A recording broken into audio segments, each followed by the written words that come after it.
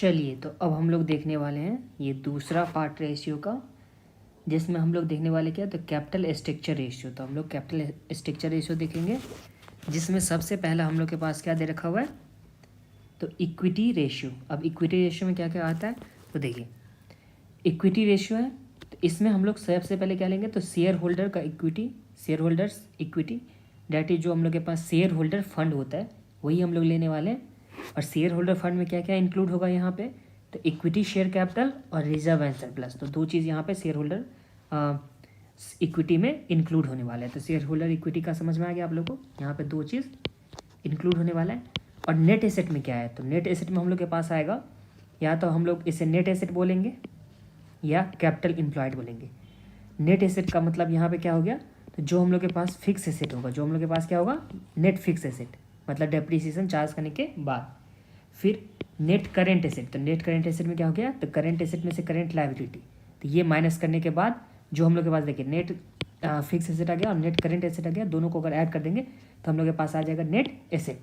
या capital employed, या दूसरे साइड से जो हम लोग कैपिटल एम्प्लॉयड निकालते हैं उस साइड से भी हम लोग इसे कैलकुलेट कर सकते हैं, एसेट साइड से, सॉरी लाइबिलिटी साइड से, कैपिटल और लाइबिलिटी साइड से। तो ये हो गया हम लोग के पास नेट एसेट का पार्ट। नेट एसेट एक बार फिर से समझ लीजिए कि सबसे पहला जो हम लोग के पास होगा, तो नेट फिक्स एसेट और नेट करेंट एसेट, इस दोनों को ऐड कर देंगे तो हम लोग के पास आ जाएगा net asset. Net current asset कैसे निकालते थे, तो ये हम लोग के पास नेट करेंट एसेट कैसे निकालते, तो करेंट एसेट में से करेंट लायबिलिटी को हम लोग माइनस करते, तो ये हो गया।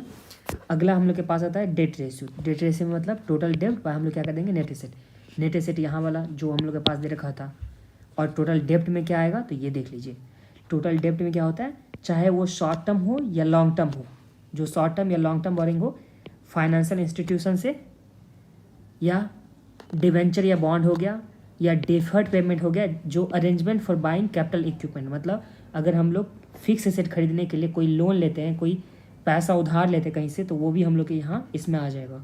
फिर बैंक का बोरिंग भी आ जाएगा अगर बैंक से लोन लेते हैं, या पब्लिक डिपॉजिट अगर हम लोग किसी से लेते हैं, पब्लिक से अगर हम लोग डिपॉजिट लेते हैं तो वो भी हम लोग के पास यहाँ आ जाएगा।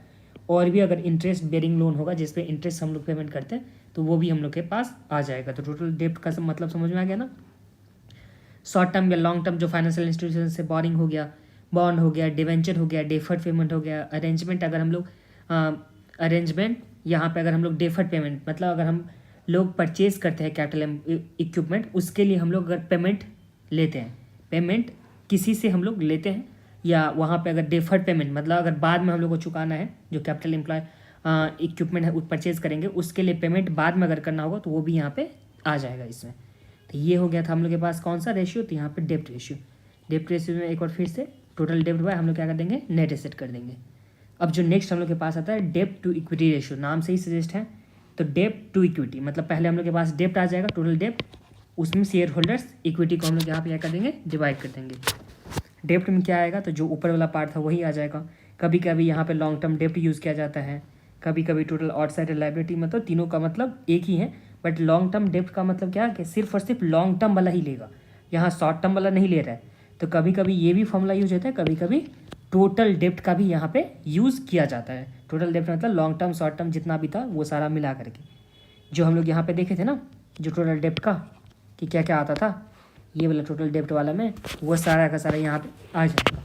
अब नेक्स्ट हम लोग के पास जो दे रखा हुआ है डेब्ट टू टोटल एसेट रेशियो, तो यहाँ नाम से ही सजेस्ट है, टोटल डेब्ट ले लेंगे, उसमें टोटल डेब्ट एसेट से हम लोग डिवाइड कर देंगे। टोटल डेब्ट का दूसरा नाम क्या होता है, तो यहाँ पर आउटसाइड का लायबिलिटी जितना है वो भी, तो ये हो गया। फिर नेक्स्ट हम लोग के पास है कैपिटल गियरिंग रेशियो, ये आप लोग याद रखिएगा। इसमें क्या क्या आता है, तो देखिए preference share capital, capital gearing मतलब कैपिटल में क्या क्या आएगा, तो प्रेफरेंस शेयर कैपिटल आ गया।